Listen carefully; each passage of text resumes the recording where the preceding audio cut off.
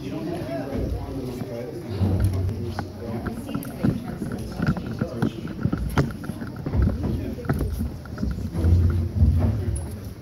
We got this, guys. Alright, I didn't know it was just me. I thought it was going to be with Barrowman, so I thought I had like a buffer. It's just me and you guys. Just me. Hi. A lot of folks out there having a good FanExpo Dallas so far. We still filling everybody in? Mm-hmm. So my name's Willa. Big fan. I have exclusively questions about Willa to ask you. Mm-hmm. I hope you were ready. My favorite show is The OC. You know, let's go ahead and get off to the races.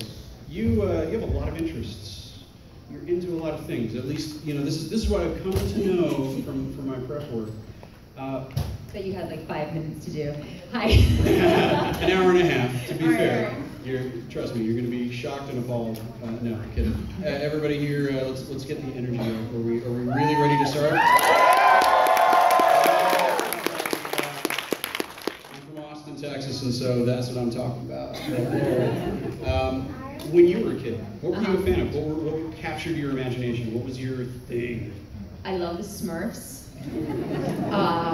He-Man was one of my favorites. Yeah! Hold on, we're gonna go deeper on He-Man. What, like, favorite characters? What was it about He-Man that you dug? I think, did anyone watch Son of Zorn? By any chance? Yeah! Okay, I love that show. Yeah, you guys all just watch only it. a few dozen. Okay, I think it's his little loincloth. Hey, we can do some female gaze here. We can objectify some men. Yeah, sleds. Volunteers?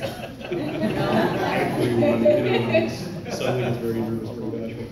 What else were you into? What was the thing that you would rush home from school to watch? You know, when I was younger, I wasn't really allowed to watch a lot of television, so I always felt like I was out of the loop when it came to pop culture, because I have an Asian mother who was very smart and was like, no, you need to be active and not have me babysit you.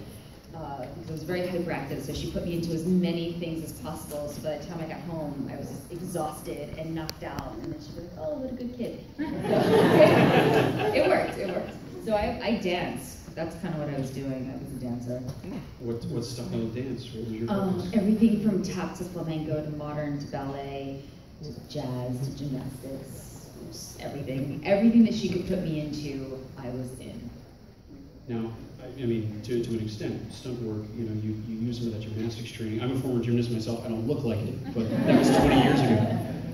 You know, have you had much of an opportunity to actually use your dance skills in a lot of your on-screen work? Is that something that you're interested in doing? Not necessarily stunts to do stunts. That being said, I love any show that has stunt work in it. Being able to kick butt along with the boys and do all that badass stuff. And be able to do my own stunts, for the most part, has been amazing. Spartacus was a great opportunity because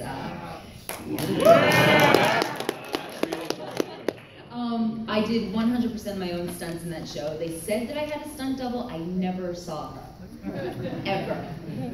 So I think they were just lying to me. But no, it was great. They had us do this boot camp for about a month beforehand, and we basically just learned weaponry. We learned swords and knife fighting and how to shoot bow and arrow, and I flipped a lot of tires. And sledgehammered a lot of tires. You would think I was really angry. But no, we did that, and that was great. And then when it came to arrow, we don't actually get to shoot the bow and arrow because it's a compound bow and you can legitimately kill somebody, and somehow they look down upon that. So. Yeah, let's give some actors some actual deadly weapons. That seems like a great idea. Whereas in New Zealand, it's completely different because they don't have unions. So they're like, yeah, do whatever you want. Actually, if you shoot the camera guy or the camera, we'll give you $5. So it's different mentalities. Now, doing these shows, they shoot all over the place. You mentioned you shot the one in New Zealand. They're all over the place.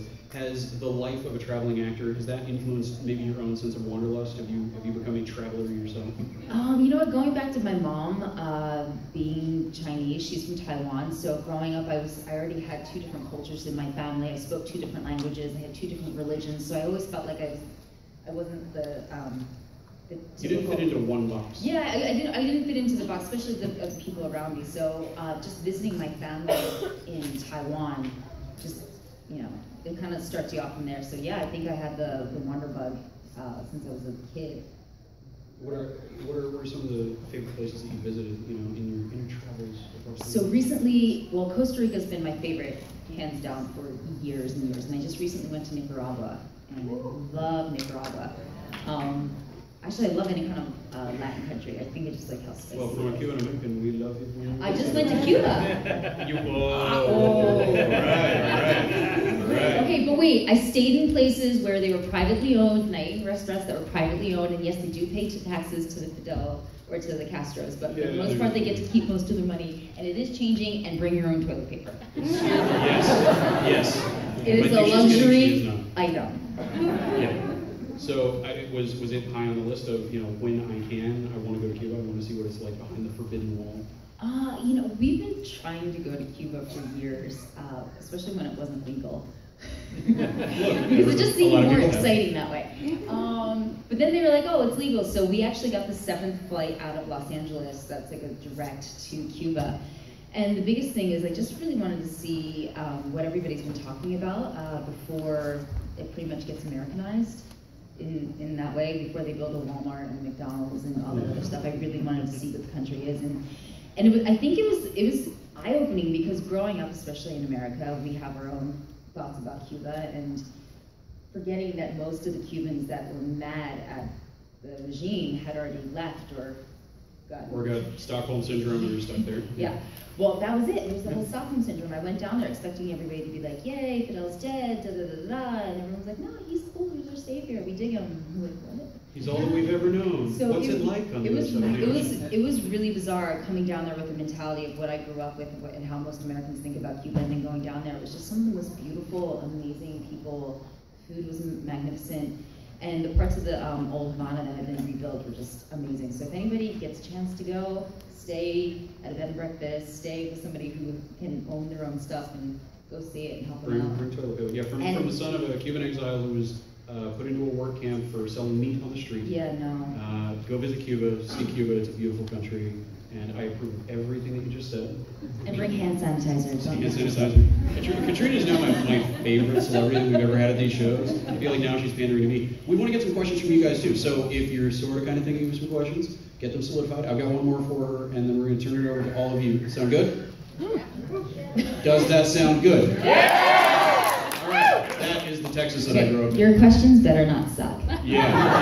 No pressure. She said it, so I didn't have to. So you played a wide array of different roles. Mm-hmm. Is there a type? Is there a particular, you know, if say maybe a favorite character of yours from a book or something, or in an adapted TV series or movie or something like that?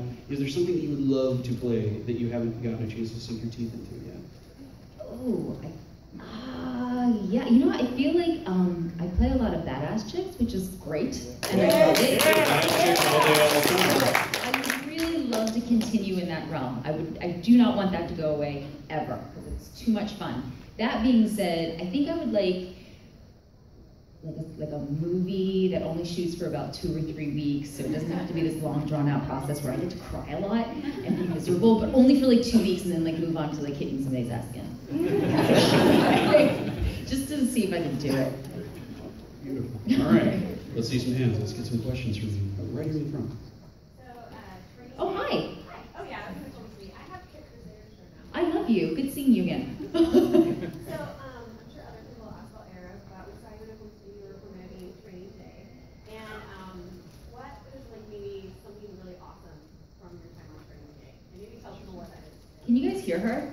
Okay, so she was asking about the show Training Day. You should make people come up on the spot. Do you want me to come up? Yeah, that's fine. Yeah, you're the boss. You come up here and Yeah, come speak on the mic. Let's make a line right here. Yeah, if you have a question, come up here, make a line going that way. You get to come up on stage. Here you go. Oh my god, it's gonna be like a talk show radio. I'm gonna promote. This afternoon with Katrina Law Oh my God. on NBC. I have a really awesome shirt on. It says Katrina Law Hearts Me, and it's from a charity called Kit Crusaders. Which you may be talking about a little bit, but I saw her in Oklahoma City. She's just one of my favorites. You're the only person that we're ever getting a second photo op with, because the Willow one became like the real one. You're that. I pay her to say this. No, she didn't. something really fun and awesome about training day. My husband and I were caught up on it. We're like, when's the next episode going to be? But you play a kick-ass character there too, so maybe something fun and exciting about training day. Okay. So something that I would want to add to that, we are all, North Texans, many of us. Bill Paxton grew up in Fort Worth. Yeah. And he's a film festival friend of mine. And I wanted to let our audience ask you about training day. Okay. I'm not quite ready to talk about Bill Paxton yet. That's why I did not ask you that. That's why I wanted to say his name and say that so that you could, at your level of comfort. Okay. Sorry, it's just really raw and really frustrating. Yeah, Bill is one of the kindest, sweetest people that has worked in Hollywood, and so we want to make sure. Oh, you're close. Yeah. Oh my God. Yeah. Okay. Look at that. So without talking about him in one sense, but one of the best parts about training day was working with Bill Paxton, because he was one of those people that as soon as he came into the room, every single morning he walked in and he was like, "Good morning, breakfast lovers," and that's kind of how the day started. So you just immediately got this like blast of Bill Paxton, and I have never actually heard a more creative slew of curse words and expletives. Texas. It is a Southern Texas thing, because I don't know if anybody watches Training Day, but when you watch it, he talks the entire time, and all he does is talk, and the rest of us are like, and then he talks some more. So the amount of words that he had to memorize on a weekly basis, and then by the time he got a new script, he had to forget all those words and start over again. He worked so hard, but by the 7th day of every single episode, his brain would start to melt down, and you could see it melting down. He was such a professional, and then by the end of it, you're like, oh my God, what's he gonna say today? Because we know he's gonna lose it, and nobody's gonna get mad at him because he's literally just gonna lose his mind, and then he starts getting mad at the writers, and it just kind of like blows up. And it's not to anybody in particular, but you kind of watch him scream some profanity, and then he comes back and he's like, all right, let's do this. And you're like, oh my God. So working with Bill was just really fun, because you actually saw a man who was like, I'm a professional, I want to do this, I'm having a little bit of a hard time with it, but I'm going to do it anyway. So just working with him was great. Thank you. Good seeing you again. Thanks, Doug. Sorry you got suckered into that way. Yeah, you got steps over here. Oh, look, we make you work. Yeah. Work. Don't knock your drink Rise over. to the stage. Hi. So what's your question? My question is, you've worked on both Spartacus and Arrow, and you said that you enjoy playing these badass chicks. Between those two roles, which one would you say is probably more physically demanding, between both Arrow playing Nyssa and playing Mira in Spartacus? So I think Spartacus was more physically demanding, just on the basis that I was a series regular on the show. I was there every day. We worked anywhere from 10 to 14 hours a day, and when you're doing a scene, when you're in the background or doing whatever, and you don't have a stunt double, the reason why most people have stunt doubles is because when you work 10 to 14 hours a day, it is physically impossible to do that much action in one day and not get hurt. That being said, I was very injured by the time I was done with Spartacus. I had plantar fasciitis, my shoulder was out of socket, my hip was out of socket, I had torn something else in my heel or something like, it was just really weird. And pretty much every single person was annihilated by the end of that show. But we loved it was good. So just the physical labor of doing that much, anybody, construction workers will know, you're just constantly injured. That being said, the choreography on Arrow is much more difficult. And especially James Bamford, who was our stunt coordinator, he makes you move at this lightning pace. And when you're kind of like, I just showed up and got to Canada 2 hours ago, I'm not ready to move this fast. And he's like, I don't care, just do it anyway. So yeah, it's a twofold. So one's technically more difficult, and the other one is just more fatiguing on your body. Okay, thank you. Go that way, there's a step. Unless you want to jump. Right. Look at that flexibility. You go, girl. So you were talking about badass characters. Would you want to play in The Walking Dead? And what character?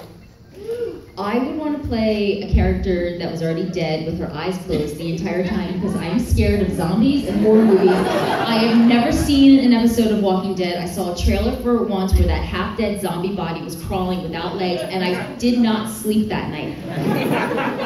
So do you watch it? Oh my God. Some brave kids out there these days. I'm gonna be traumatized crying in my closet. But you look The Walking Dead. Who are you? Yes.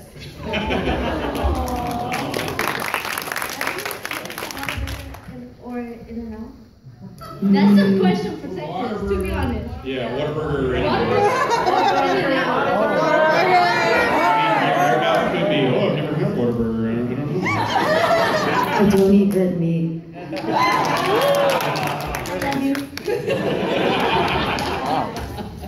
Come on, next up. Oh!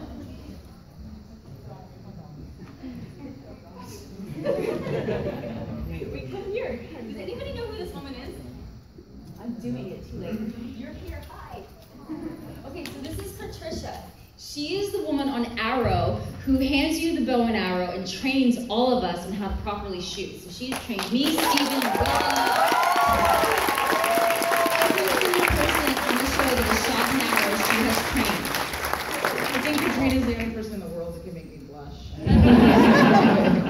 And then she will also yell at you from off stage when you're shooting it wrong. Yes, I will do that. Yes. Keep your arm tight. Oh my gosh, she's yelled at me so many times. You yell at me all the time. That's how you get your best work. You're like my Asian mother. I'm terrified of zombies too. I didn't know that about you. So what's your question? I'm here researching a fluke that I'm totally here because it's completely fluke. I had a question from a fan. You're just speaking tonight. I know. This is not for me. This is a question from somebody else. It's something you know. They want to know how you felt, and I guess we can relate to this, but they want to know when you were cast as Nissa and you found out that she was gay. What did you think though? Like, how did your mind go, and what did you think you'd bring to the character, especially her being badass? You know. Oh, we can go into other stories. So one of the great things about being cast as a gay character is that my husband was so happy. Especially after Spartacus, he's like, yes, this is for me. Yes, don't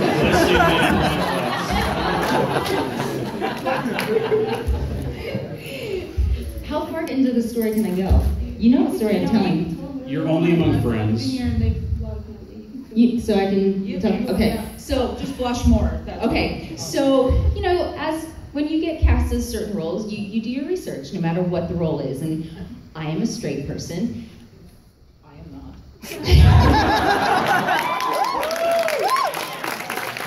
My girlfriend is Texan, and that's why I'm here. Awesome. So I basically walked up and I was like, hey, so listen, can you give me any tips? Because obviously I'm the girl in the relationship, so I would definitely, not from like the men, but like, I don't even know, from like the more, I don't know. How does this work? I don't know. I was like, So that's what she said. How does this work? yeah, I was like, what do I do? And she's like, oh, well, you can do like the hip grab. I'm like, what's the hip grab?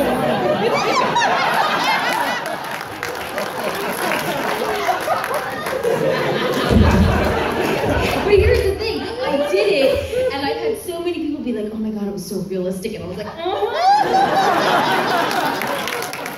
How many children are here? Just you two? Just don't pay attention for. Yeah, for a look second. at the, is there like a cosplay that can stand? Okay, so here's the hip grab. I'll just show you. This is actor research. No, you're Katie. You're Katie. I'm me. Okay, so Katie's all like vulnerable and like, where did she come from? And then the hip grab, and all you men are gonna know what's gonna happen. I'm gonna be Katie. You walk up and you do this.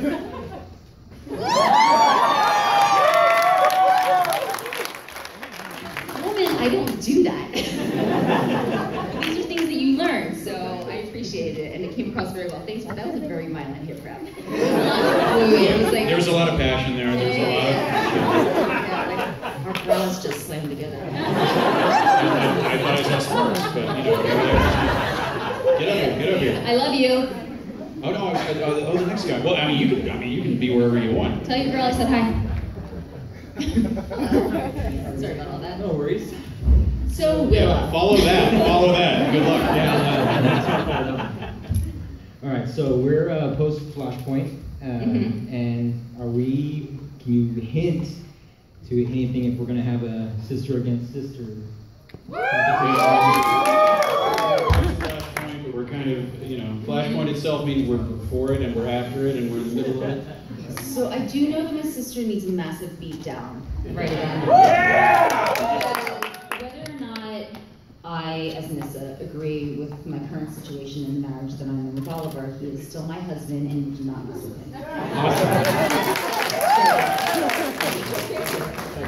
Yes. Notice I did not do the hip grab. That was a one-time only. He's coming around this way. He wanted to take advantage of the chairs. Hello. How are you? I got a two-parter. One. This is nice, isn't it? Isn't this nice? Yeah, it's nice to I got some plantar fasciitis too. Oh, it's terrible. Waking up. Anybody else have plantar fasciitis? Oh, you guys know, it's horrible. Your first step in the morning is like a collapse to the ground. Pure It's agony. terrible. So I wanted to thank you because nobody believed me that French fries dipped in a milkshake is awesome. Who hasn't done the Wendy's with the Frosty? Like, I don't understand how I don't understand how like people just didn't know that. And I tell people about it and they're just like, that is the most disgusting thing. I'm like, you don't even know. You don't even know. So I felt incredibly validated by you. You're welcome. I did that for you. Is that the two-parter? Oh, okay. Hey. Are you better? I applaud efficiency. Okay, we'll keep stretching and massaging it. Good. You use those steps. You go as slow as you need to. We got you. Starfire, is it your turn? Oh, it's this. It's Hi, this young Judy. one. Come You on, coming up girl. here?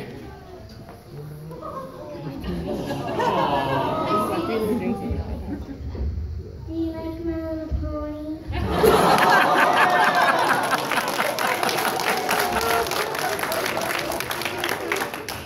I do. Which one's your favorite? So what do you love about them? I love that they fly too. It's also why I like Care Bears.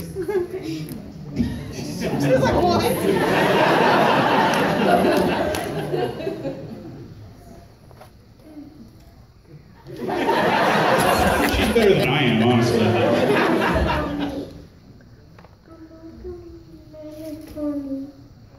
Did you just say you want?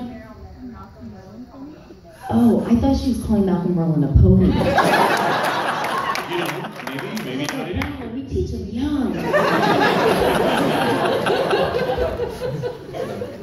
You gave him a pony? Did he like it? Did he say thank you? Okay, cool. I might steal that pony from him later. Would you be mad at me? Oh.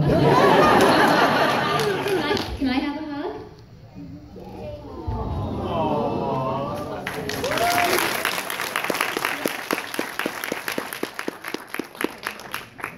Alright, is this our next one right here? Oh, she's coming around. She's using the steps. She's making an entrance. Hello, hello.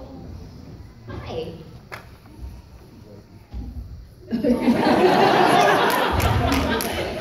What was your favorite part about being in the movie Arrow?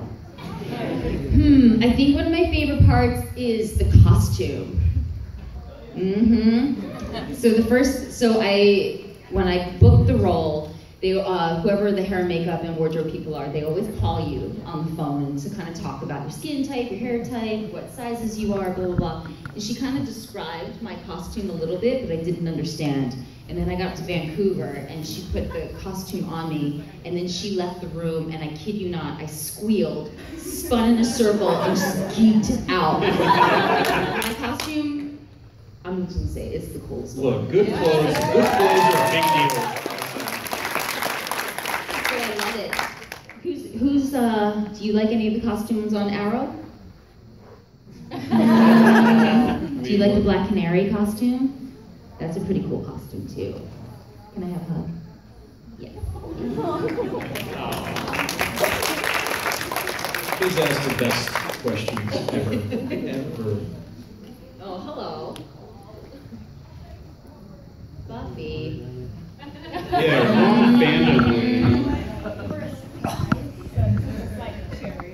Oh, so you sweet talker. All right, we accept you. So my question, first of all, when you were introduced to the Arrow show, like everybody was, or at least I say everybody was talking to me like, oh, we don't know what to feel like about this character, you know, because parts of us are like, oh, you're kind of bad, but you're kind of good, but, you know, so you're conflicting. And then they take you away for long periods of time, and we really want you back. So as we're going through and watching the series, it's like, when's Nissa coming back? Is Nissa coming back? And so emotionally, it's kind of fun to ride that ride of if your character's coming back or not. So as an actor, how do you prepare for that? Or is that even emotionally different to prepare for? I think the thing that I have to prepare for most is just remembering the accent. So I think that's it, because you know, you go away and you kind of just speak in South Jersey. Jersey. And you do that. That being said, I love going back to Arrow. I don't know if it's going to happen this season, but maybe next season, because I was on a different show. But there's something really lovely about having no pressure, if that makes sense. You can just kind of come in and have fun. And I think the thing that I love most about Nissa is that whenever she enters into the show, you know that she's about to wreck house, drop the mic, and leave. I love it. Thank you. Do the accent! Now, we've got about 10 minutes left. I think we can get through everybody who's in line to ask a question right now, including you who's walking up right now. All right? So I think we can do this in 10 minutes. Do you guys believe? Yes. All right, let's do this. Come on. For you, I am Nissa, daughter of Rachel Walker.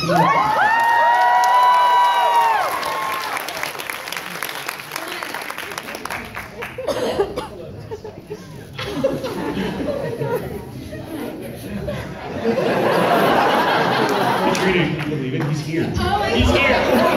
I love you so much. So, my question for you. Try to hold it together, man. I believe in you. You can do this. You can do this. Yeah. So my question is actually really basic. Like, what's your favorite scene or basically episode that you just appeared in? Just appeared in? Oh, or well. Okay, so one of my favorite. I mean, like any episode that you appeared in. So obviously the first scene that I came in, or the first episode where you find out who I am and where I meet Sarah and stuff like that. I love the entrance into that. I feel like it's one of the best written character entrances ever. She just kind of enters into this airport and then annihilates everybody. And yes. I'm just like, that's such a great entrance. So I love that. One of my favorite fight scenes is the series finale of season 2, where the Mirakuru soldiers are running in the tunnel towards Team Arrow. And I just remember on the day just watching about 20 or 30 men in these masks running straight towards me in this arrow. I'm like, ah! And I just remember thinking, God, please remember to stop. But it was so much fun. And then my other favorite scene is one with Katie Cassidy and the French fries and the milkshake. Yes, queen! I love that scene. And otherwise, what is your favorite episode of Arrow through the 5 seasons so far that you? Probably the Katie French fry milkshake. Well, it's nice meeting you. I can't believe you're here, but I mean.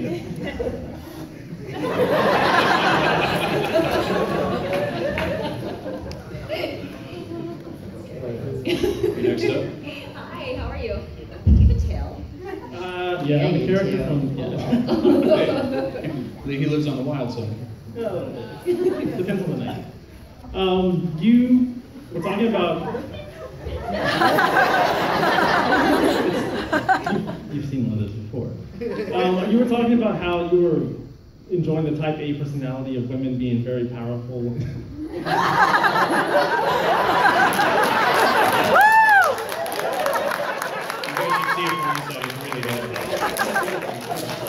You're talking about type A personality women and being the physically empowering person that you could be on screen, but what about somebody that's less physically dominant for somebody? Do you think you can play a role that would empower women or get the message out that you don't have to be somebody that kicks ass and somebody that does this to be a strong woman?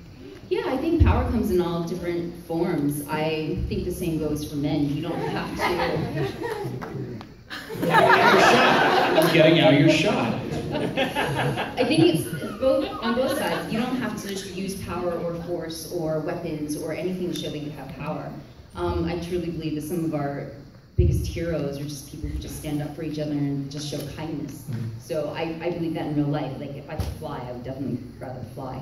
But if I can't, I'll just be nice to people. But no, yeah, I think that's why I said earlier I'd love to do a role where I do get to be emotionally vulnerable and show strength in a different way, because right now I've really just kind of gotten to explore the physical side of it. But that being said, I do think some of Nissa's most powerful moments have been when she hasn't been being physical and she's just stood up for people and stood by their side. Trying to be a real person. So. Yeah. Yeah.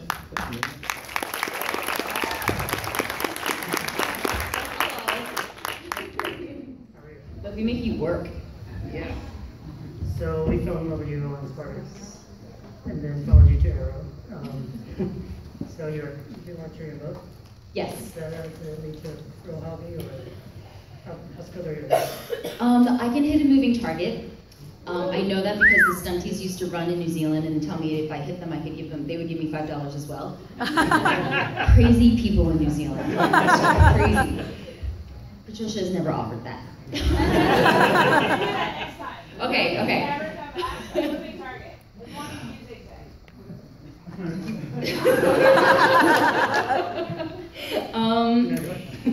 And then I recently found out, after I started doing all that training for it, I found out that my dad has a varsity letter in archery, which is so random. But apparently it's in my blood. Yeah. He also just sent me a compound bow in the mail through UPS. That was interesting. Nice meeting you again. Hello. I like your shirt. Thank you. Mr. Stark, I loved your work in Iron Man. Thank you.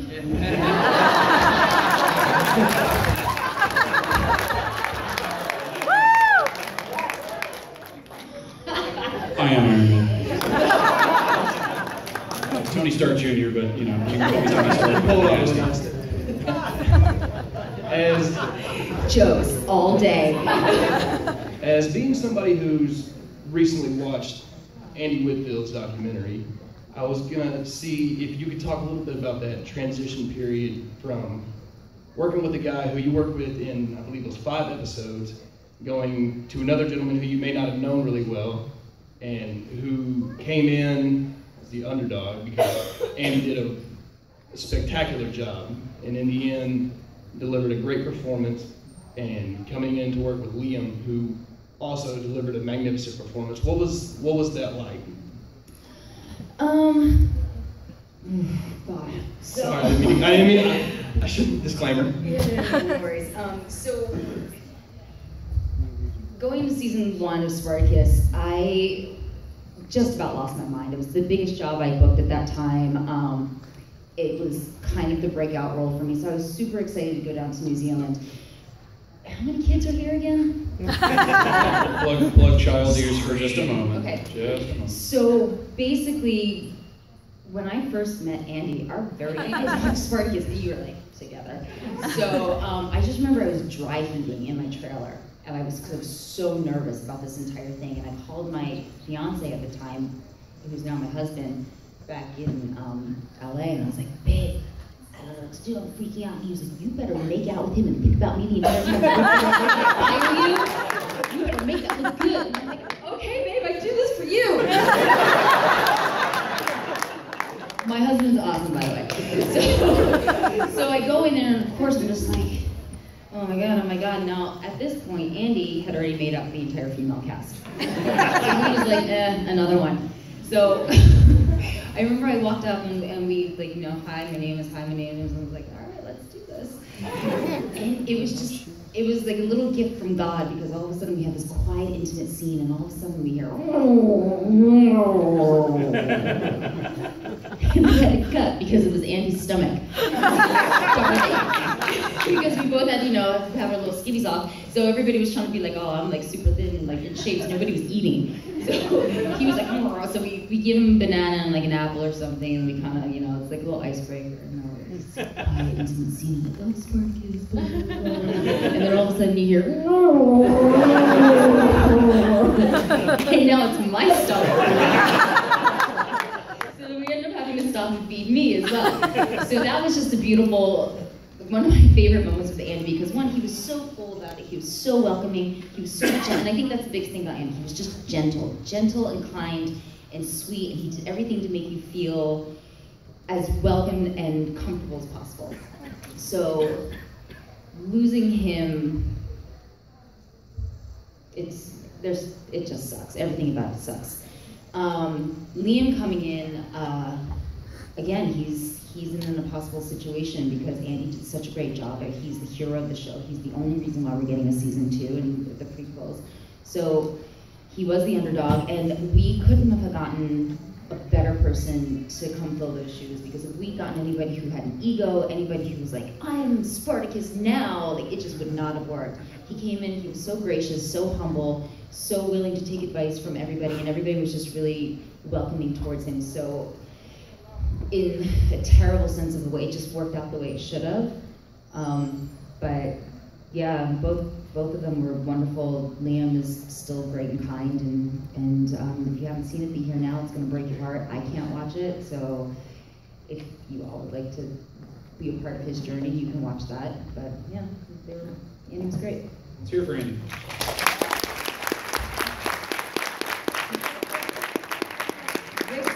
Grace. Hello. Welcome to the stage. Nice shirt. Thank you. So I am a first-year high school theater teacher. Oh, and very cool. I was wondering if you had any advice that you would give to any young actors who are just starting their journey. What would it be? Have you taught them how to be an ice cream cone yet? No, we only did sloppy joes.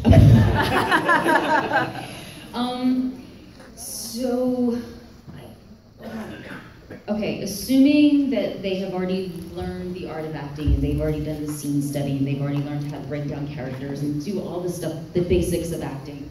I think one of the biggest things that I learned the hard way when I moved out to LA was in theater, you had a month or a month and a half to prepare for this role. And you got to rehearse it, you got feedback, you tried out different accents, different costumes, like you just got to play in this character until like something kind of fit. Unfortunately, in the world of LA, you get an audition and sometimes they're like, we need you in the room in 2 hours and it's 10 pages. And you're like, oh, okay. And I remember just being like, well, if I had more time, I could be awesome with this. I could totally be this character. No. Well, blah, blah, blah. I have to work. I have to do this. I'm tired. I'm sick. My dog ate my sides. Blah, all these different, nobody cares. So I think my biggest advice from the business functional point of view, once they've learned how to hone their craft, is to take a scene study class. Or not scene study, as a cold reading class. Which means you give them their sides, all 10 pages, and you say you have a half hour to prep this. And in 30 minutes you will be on stage performing this. And it just makes the entire process, because once you're muscle, you just need to train it to react quicker, to make decisions quicker, to know what the author wants quicker. So I think that's the biggest thing I could offer. Can I ask a follow-up that is directly in line? As a former theater actor myself, at one point I had to go into a full-length farce a week before final dress. Yes. What is the craziest thing of that type that you've had to do? No excuses. The excuses are out the window. You just gotta trial by fire, fire on all cylinders. Biggest challenge you've had to overcome? I think one of my biggest challenges has actually been from dancing.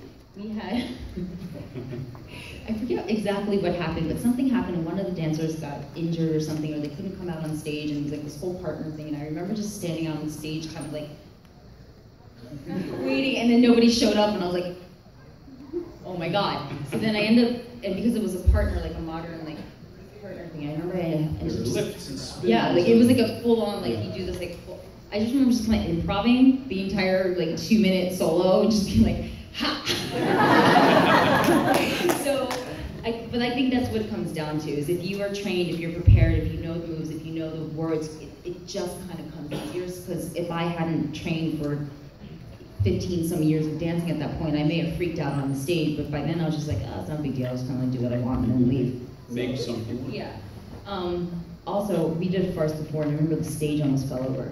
Because we had this. Were you in a production of Noises Off 2 that almost fell over? No, well, it was a flea in her ear. A flea in her ear. Yeah. And the brick got stuck under something, ruined the whole pulley system that was going around, because the stage was supposed to turn in and knock this wall. And I remember in the middle of the performance, the wall was going like this. And everybody in the cast is going, is today the day we don't? Anyway, we had full focus on the actors. Anyway, so yeah. Thank you very much. Thank you for teaching theater.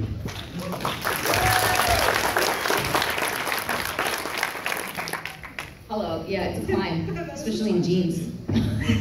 We're just mean. So this is my first Comic-Con, and Woo! Welcome to the stage. You're part of the club now. There's no going back. 5 hours of standing down here for this. So I have two things. First, you're Raja School's daughter, and with the comics and the movies and the new animated that they're doing, she's gay in Arrow, but she's actually spoiler alert, she's the mom of Batman's son. Do you follow that? I think that's Talia. Yeah, that's His sister, whose butt I need to beat. No, So you have read the comics. No, in the comic books, Nissa is really interesting. I think she's like 430 some years old, and she actually has an entire family. She had children. She is not gay. And then I think it was in like World War II. She was kind of like a Nazi concentration camp. She was tortured, so all of her reproductive organs were like essentially ripped out of her body. Her children were killed. She just went through hell. And then also, she wanted her sister to be on the same page as her and Ra's al Ghul. And so she like killed her about 50 times, dunking her in the Lazarus pit and bringing her back and making her crazier and crazier. And she's a little crazy. So we didn't go that route, but yeah, we did a little research. And my second thing is I'm with my friend, Frank Lopez's birthday this week. Whose birthday? Frank Lopez. Hi, Frank. Frank, stand up. Son of our photographer back there. Oh, Frank. Guess who's coming to the stage right now? Frank. Oh, my goodness. Frank, get your camera ready, because we all know what we're doing, right? Oh, my God. Can't see. Mine was yesterday, thankfully I missed it. Okay, stop, face the stage for the people. Give me your camera. Wait, I'll do this. What you think is terrible is absolutely heavenly to the rest of us. Okay, so we are at FanExpo in Dallas with Katrina Law. Well, it says Junior on mine. Nobody cares about who I am.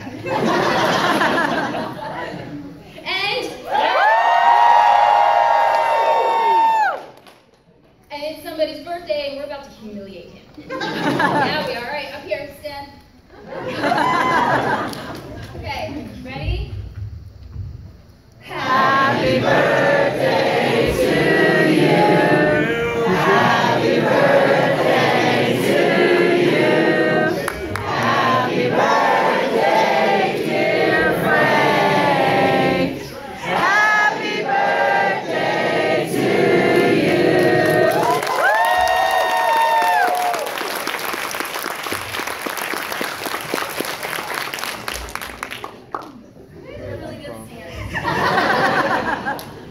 Well, we got a surprise for you to the Dallas court. No. All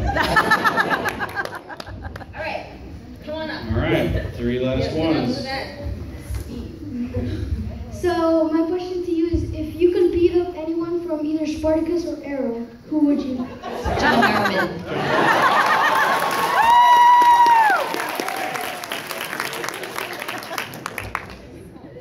Hello. Hi. How are you? Good. My question is, how was it working with John Barrowman? Because I know that he He needs to get beat. Wait, let me tell you my favorite John Barrowman story. Again, once again, inappropriate. Sorry, children. So sorry. Earmuff time. So, go. I'm at a convention and somebody was telling me a story that they had with John Barrowman.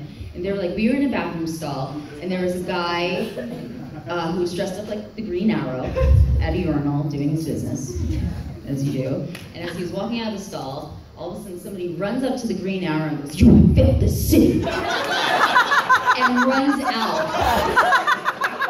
And of course the guy just saw like, "Wow."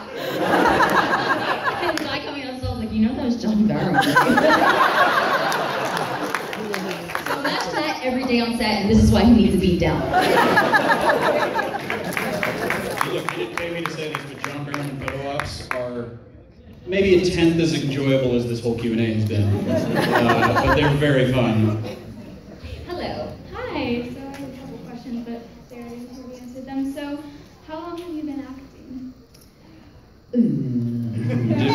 this something that was simultaneous to the dance stuff? Is it something that just happened one day? No, I think maybe seriously for about, well, probably like 10, 12, 13, 15 years. Yeah, it's been a minute. It's been a minute. I bartended a lot. Cocktail waitress, barista, waitress. Favorite drink? What? Favorite drink? Old fashioned. Yeah. Oh my gosh, I'm on a continual search for old fashions, which you'll learn about. Yeah, so it's been a journey. So I just kind of suggest to anybody who's pursuing anything, just keep at it, because sometimes really good things come out of it if you just stick to it. I've got one more for you to close this out. A lot of folks who come to these shows to sign autographs and everything, people bring things for you to sign. I'm really interested in what you're saying. Is there anything particularly outstanding, whether weird, cool, neat, that somebody's brought up to you to sign that has stuck out in your mind as, oh wow, or oh, what is this? My face was tattooed onto a guy's arm. Mike. Dedication. I do like Mike though, and he just recently got married, and I met his wife.